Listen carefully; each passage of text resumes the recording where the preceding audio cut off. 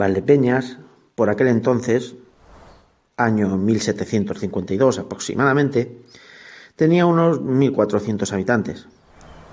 Claro, y digo habitantes y me refiero solamente a hombres, ya que el censo, por aquel entonces, solo contaba, ya digo, a los hombres, nada de mujeres y por supuesto nada de niños.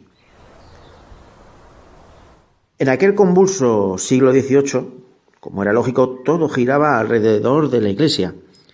Era el alcalde, en aquel momento, don Pedro Vasco Arroyo, y Andrés Moñes Gómez era el justicia mayor, una especie de juez y parte en aquella villa de Valdepeñas, provincia, por entonces, de La Mancha. Era esta villa aún un territorio de la Orden de Calatrava, pero pertenecía por segregación al Marqués de Santa Cruz y Conde de Montesanto, don Álvaro de Bazán. Era un paso muy importante norte-sur, además de una cañada real, por supuesto, y también un paso habitual para distintas huestes y ejércitos que pululaban aquellos años por estas lides. En aquella época, repito, patriarcal y beata a todas luces, toda vida que se salía de lo común, recordemos, padre, madre, hijos y poco más, donde todo se supeditaba al dominio del varón, pues repito, todo aquello que se salía de lo común sonaba raro, chirriaba. En esa época era la Inquisición y el miedo a sus castigos quien dominaba también los corazones de media Europa.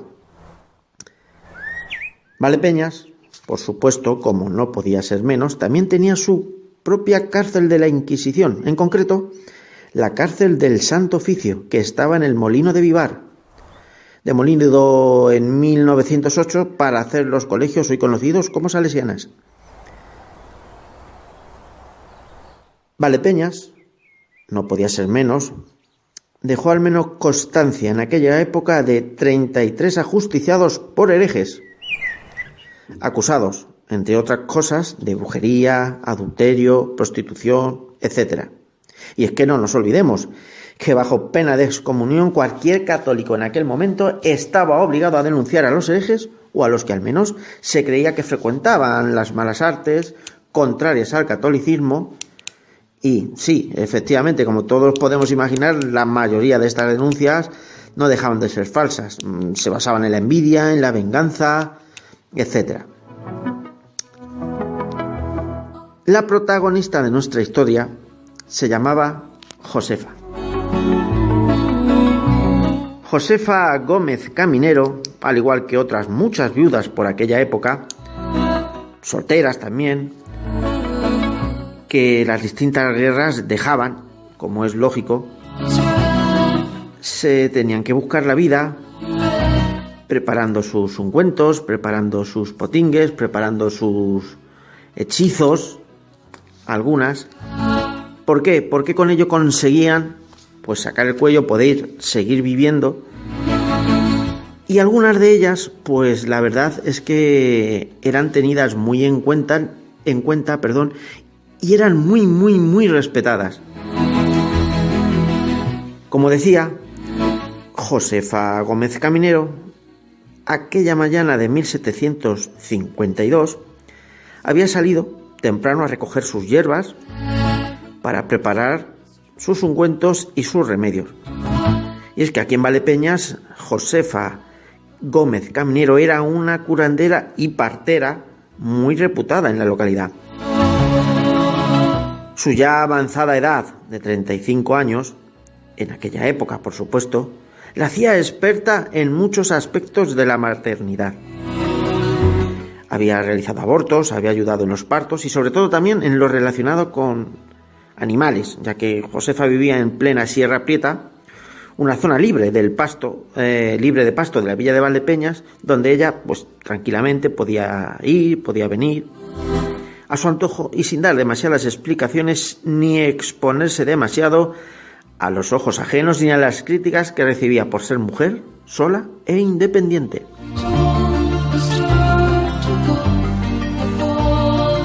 Josefa era una mujer astuta, por supuesto. No sabía leer ni escribir, ni conocía a Jacob Sprenger ni a Richard Kramer, creadores del Maleus Maleficarum, el martillo de las brujas, base para la Inquisición a la hora de ajusticiar y enjuiciar a miles de brujas en aquella edad. Pero eso sí, conocía perfectamente los problemas que la Santa Inquisición y el Santo Oficio estaban procurando a las mujeres de su condición.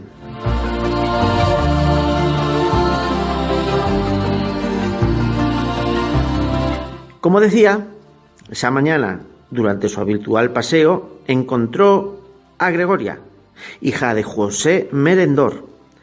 Gregoria era una mujer de 19 años, con la que la unía cierta amistad, ya que unos meses antes la había ayudado en el parto de su primer hijo. Gregoria venía apresurada, con paso ligero y ciertamente compungida, ya que, como le contó más tarde, tenían ciertos problemas con el parto de una de sus vacas. Josefa, siempre presta a ayudar en estos menesteres, no dio excesiva importancia al asunto y tranquilizó a la muchacha, yendo juntas a casa de Gregoria en el poblado de las Aberturas. Un buen paseo, ¿para qué lo vamos a negar? Complicándose la tarde en casa de Gregoria, anduvo Josefa 2 días por allí. Llovía y le ofrecieron el establo para poder pasar la noche y no tener que volver, ya que había un par de cabras también dando a luz, y Josefa decidió esperar a otro día, pues para echar una mano también y ahorrarse una buena caminata. Durante la tarde y parte de la noche andaba Josefa cerca del poblado de las Aberturas recolectando sus raíces, cuando la llevó a acercarse y a rondar un regimiento de la Guardia Española que se encontraba sentado en el poblado en espera de dirigirse un poquito más al sur. Mientras se afanaba en sus menesteres, uno de los soldados de guardia la vio de lejos y se acercó preguntándolo por quién era y qué hacía allí y qué hacía por allí.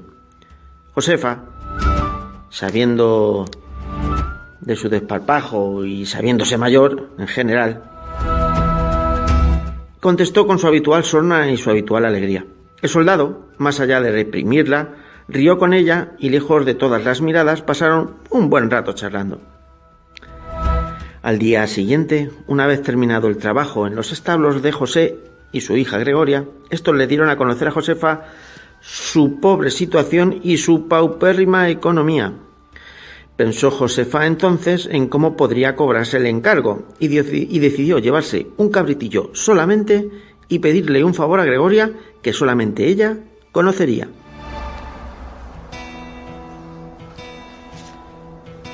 Poco parecía el gasto, por lo que don José Merendor accedió y permitió a que su hija acompañara a Josefa a medio del camino, mientras Josefa aprovechó cuando se encontraba solas y le comentó a Gregoria cuál sería su encargo. Josefa había pedido a Gregoria la hostia consagrada que tomaría mañana en la iglesia, con la cual realizaría un hechizo de amor para atraer al soldado con el que tan buenas migas había hecho la pasada noche. Gregoria, ya sabemos, puso el grito en el cielo a sabiendas de lo que estaba pidiendo, pero en vistos de sus posibilidades monetarias, que eran prácticamente nulas, accedió, y al día siguiente, cuando el cura en la iglesia repartía el cuerpo de Cristo, ésta se lo guardó en la mano, llevándoselo esa misma mañana para que Josefa realizara aquello que deseaba.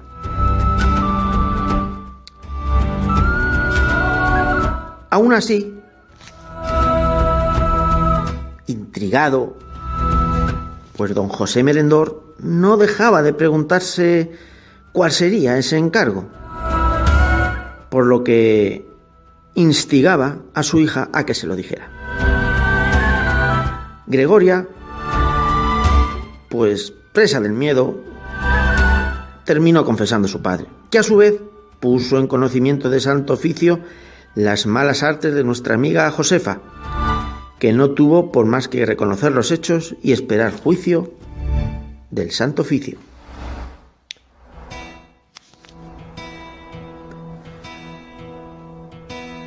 Huelga decir que aunque hubo algunos testimonios en el juicio que fueron presenciales, como por ejemplo el de Gregoria y el de la propia Josefa, no fueron tenidos en cuenta ya que eran mujeres y sus alegatos y testimonios no eran válidos.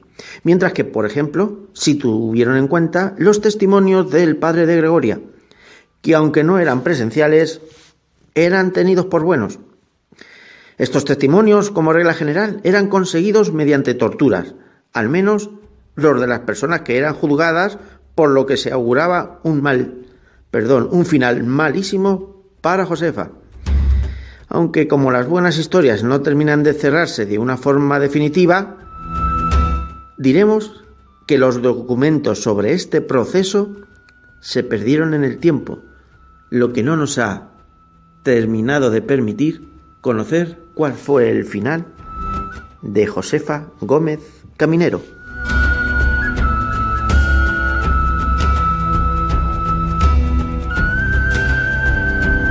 No sabemos qué ocurrió con Josefa, si fue quemada en la hoguera o castigada de alguna otra forma, pero baste decir que en Valdepeñas aproximadamente hubo unos 33 ejecutados por la Inquisición, y existiendo casos tan bizarros como el padre de Constanza Oliva, ya que el padre y su propia hija fueron acusados y condenados a morir en la hoguera, solo que el padre había tenido la ocurrencia de morir un par de meses antes, por lo que lo desenterraron y cogieron sus huesos y lo quemaron junto a su hija.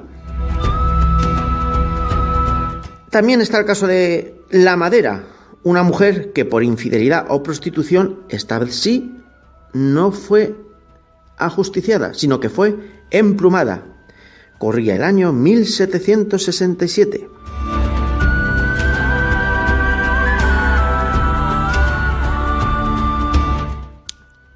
Todo ello nos lleva a pensar que Josefa quizás pudo haberse salvado de morir en la hoguera. Pero lo que no nos lleva a lugar a dudas es que, si no con Josefa, sí con otras muchas mujeres ajusticiadas por brujas, se perdió una gran cantidad de conocimiento acumulado a lo largo de la historia.